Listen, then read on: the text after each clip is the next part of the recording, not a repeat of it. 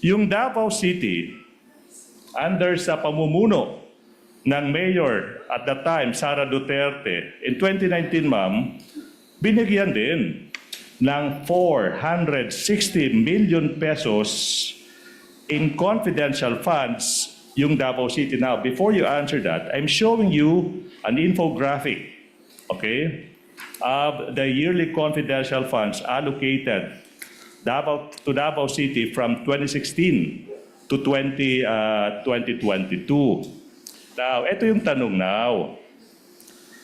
Hindi po ba in 2019, yung allocated na confidential funds para sa Davao City is 460 million pesos. Naaalala niyo po ba yan? Hindi ko maalala, Your Honor. For 2020, 460 million pesos din yung na-allocate to Davao City as confidential funds. Naaalala niyo po ba yan? Hindi ko maalala, Your Honor. Okay. Kasi hindi po ganyan ang aking na-withdraw as SDO po sa Davao City. Alright. Ma'am, so yung tanong hindi yung how much yung na-withdraw nyo. Yung tanong is how much yung na-allocate. Hindi ko maalala, Your Alright, Honor. sige.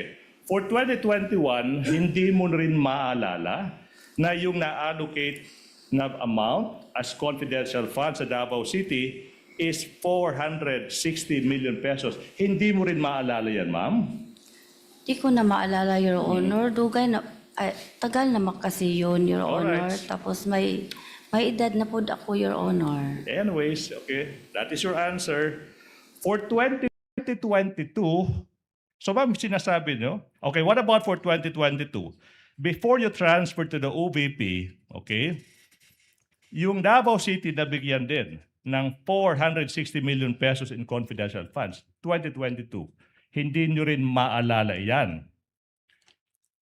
Hindi ko maalala, Yes, Your ma'am. Honor, kung ilan, ay, mauba na o yan ba ang confidential fund, Your Honor? Is it because, sabi mo, sa edad nyo, hindi nyo na maalala, ma'am? Di po ba?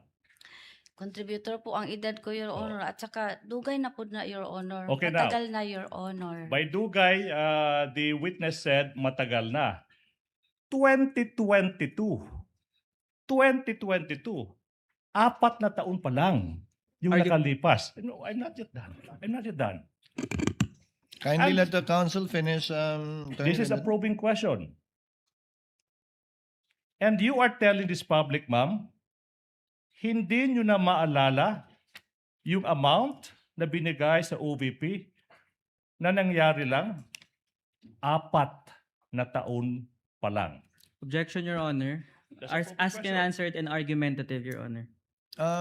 He's trying to impeach, I believe, the witness Yes. with respect to the earlier answer that she gave, which she can do, counsel, given that she has been declared by the court as a hostile witness. Witness may answer. Objection overruled. Hindi nyo maalala, ma'am, 2022? Ano po yun, sir? Yung, I'm confused. Confused. Nalibog ko, I'm confused kung ang pangutanan ni mo sa Davao ba Davao o ang City. pagka-vice-presidente Davao ni Ma'am City po. Sara. Before po kayo na-transfer from Davao City to the OVP in 2022, yung budget for 2022, confidential funds, is 460 million pesos. You don't also remember that. Hindi ko kaya numdum, sir. You don't remember that. All in all, from 2019, 2022, a simple math will tell us 1,840,000 pesos. Almost 2 billion confidential funds sa Davao City binigay. Hindi nyo rin maalala yung total na yan. Tama po ba?